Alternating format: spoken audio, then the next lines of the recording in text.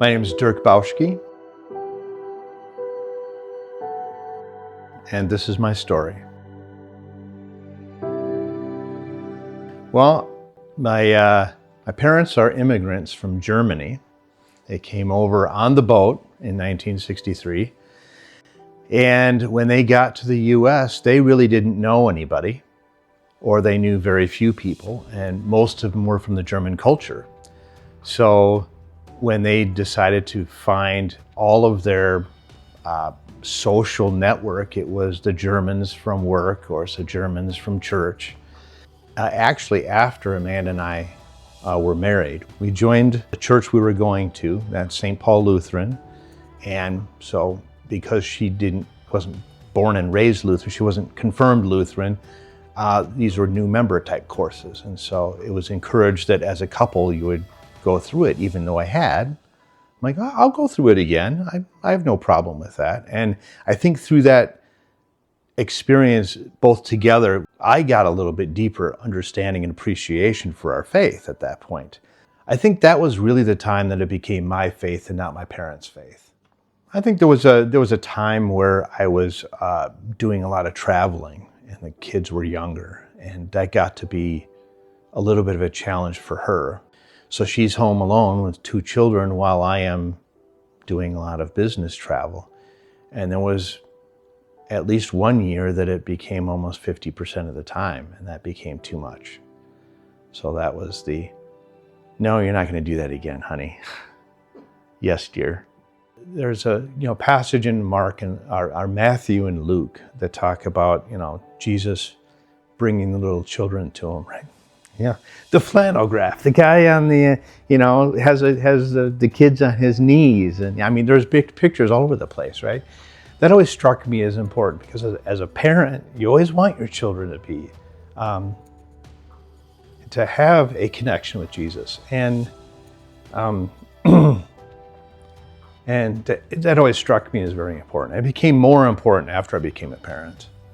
That's a pretty hefty responsibility. So eventually I found a position at Emerson, and driving to work one day, that's a Missouri Synod church. We decided to come in, and Pastor Ruthenbeck was notorious for remembering everyone's name. That made it easy to keep coming back. And then once we decided to join the church, then and people started seeing us more often. Then of course they would start reaching out to say hi, and are you involved in things? And that's when Gary Casson, as an example, was one of them in particular that I remember, would reach out to try to get us connected with a small group. And he didn't give up. He was pretty persistent, and it paid off because eventually we got involved in the small group. And once we did, it was really no going back. As I kind of go through life year by year, I recognize that I can have plans, but they're not God's plan, they're not His timing. So I think in the last few years, I've noticed that as I've just let go a little bit to say I don't have to have it my way, it's not that things are easier, but I think it's more comfortable. I'm more trusting in, I'm not worrying as much. Maybe that's how to put it. I'm just not worrying as much about where I'm going because God's proven through the years that I shouldn't have to worry about it. I don't have to worry about it because He's already got a plan for me. So if I just stop fighting it, it'll go smoother. I'm an ordinary guy. I'm not really anything extraordinary. And God's using me in ways I never thought. I never thought I'd be president of the congregation twice.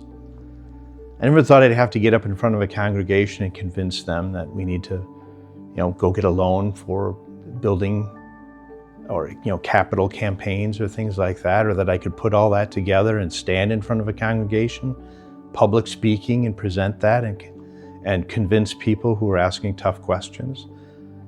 It took a while for God to prepare me for that. So, this is where I think I'd go back to the study of Job that we're just in the middle of, but as our small group, we studied it before. And it was really that whole situation where it's not that we're doing something wrong. It's not that we are messing or that God's got it out for us. There's a bigger picture out there, and we don't see the whole thing. We're playing a small role, and other things are happening, and a lot of these things are growth opportunities for us. Everything in this world is kind of temporary. Unless Jesus comes back before we die, this is completely temporary.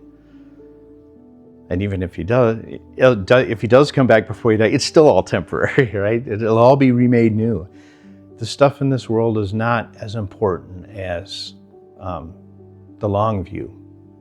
Where are you going to be after you die? My name is DIRK BAUSCHKE, and this is my story.